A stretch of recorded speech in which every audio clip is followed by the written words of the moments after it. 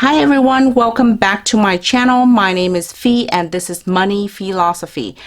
Thank you for coming back here for another episode of stock analysis. The company we will be talking about today is Palantir, ticker symbol PLTR. It is a software company that has been expanding and growing in the last year. It has gained a lot of recognition with the government agencies, but it has started to gain traction in the private or commercial sectors. And I wanted to cover this company because I do think that it has a lot of potential in the next 3 to 5 years. Right now, the stock is trading at $23.95 at the close of the trading day on March 5th, which is essentially half its all-time high. So because of that, I think it is a good opportunity to start a position in this company or to continue buying into this company as I have been. If you like the information I present here, please consider subscribing to my channel. Give this video a thumbs up. That will help support the channel and allow me to make more videos for you guys. So first, let's dive into the technical analysis, and then we're going to go into the fundamental analysis of this company. With all that said, please do your own research and do not make your investment decision based solely on the information provided in this video. Here's Palantir's daily chart. You can see that it is trading below 50-day simple moving average. Right now it's at $23.95. The 50-day simple moving average is at $28.29. With this last daily candle on March 5th, is a bullish reversal.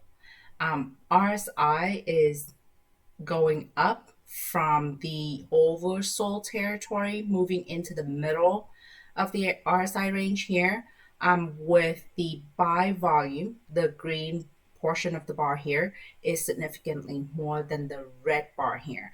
I do think that this signal a reversal on the daily chart from here, and we should expect Palantir to bounce from this level. Taking a look at the weekly chart here, we can see that the last week it also signaled a bullish hammer, a potentially signal reversal, but the 50-day simple moving average, namely the $28.29 here, is very important resistance area. If it does surpass with volume, then we could see Palantir continue to go back up. On the other hand, like I said, it could move back down. Once it falls below $18.75, it could fall pretty drastically down to below $10. It is difficult to say that we should wait until it falls below $10 to start building a position, because you don't know if it's going to get there. Based on the weekly chart and the daily chart, it does look like it's going to go back up, but it all dependent on whether it could surpass the 50-day simple moving average without issue. So who is Palantir and why they're here? That they build software platforms for large institutions whose work is essential to our way of life. Those institutions must be able to function in times of stability as well as crisis and uncertainty. To do so, they need software that works. The company was founded in 2003 and started building software for the intelligence community in the United States to assist in counterterrorism investigations and operations. The company later began working with commercial enterprises. So needless to say, Palantir starts out with getting government customers, including the CIA, the FBI, and other government agencies. It has since expanded its business to private enterprises. 44% of Palantir's revenue comes from commercial business, which is the private enterprises that we talked about, which means that 56% of its revenue is currently coming from the US government. In 2020, the company generated 107% of revenue growth from the U.S. commercial customers.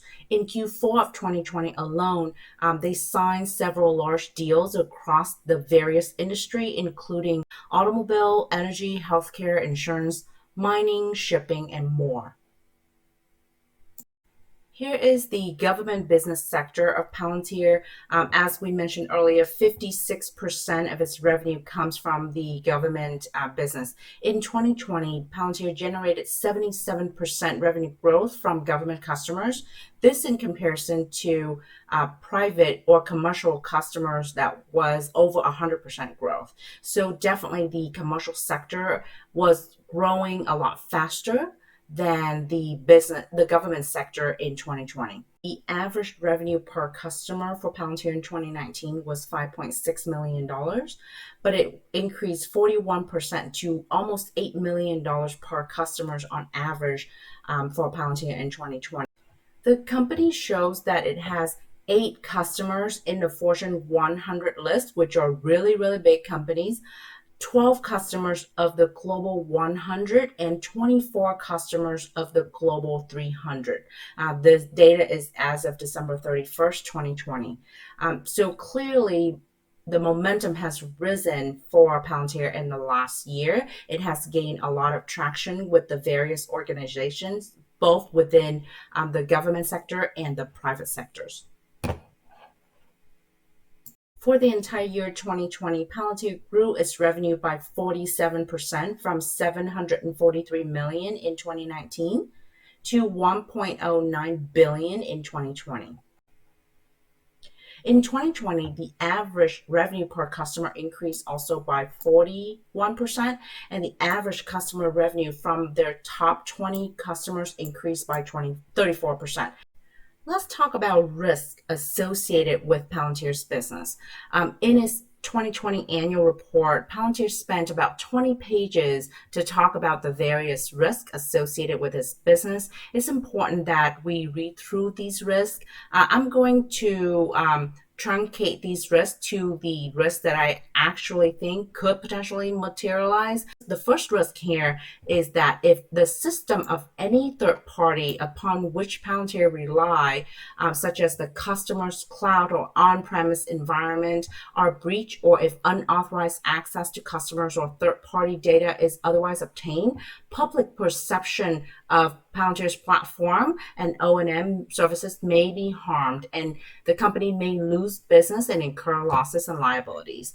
So to break it down, if there is a security breach or a data breach within the customer's system that could potentially affect Palantir's data and analytics, the public might perceive that it's a Palantir's problem.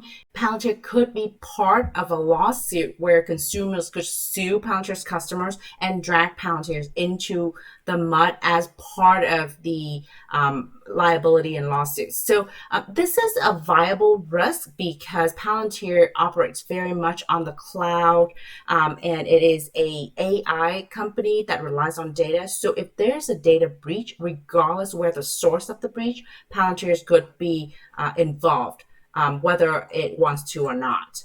Another risk that I find notable here is that Palantir depends on computer infrastructure operated by Amazon Web Services and Microsoft, together with other third parties to support its customers. So any errors, disruption, performance problems, or failure in AWS or Microsoft could potentially adversely affect Palantir's business.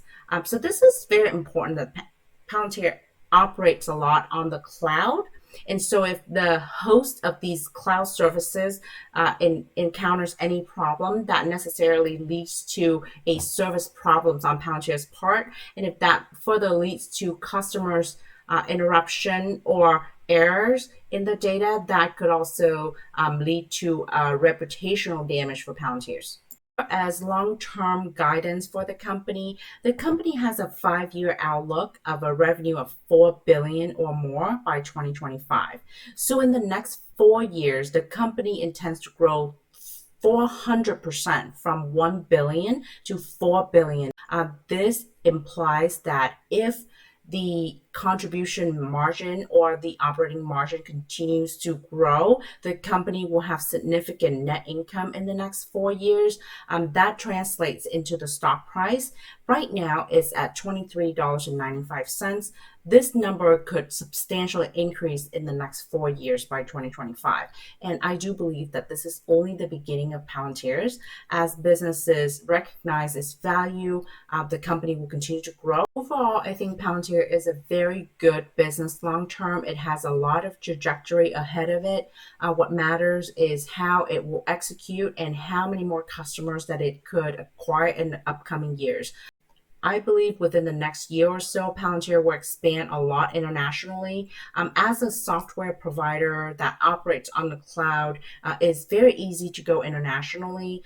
You don't have to create manufacturing facilities or anything like that overseas. So the path to international expansion, which is also a great source of future income, could come very quickly starting in 2021.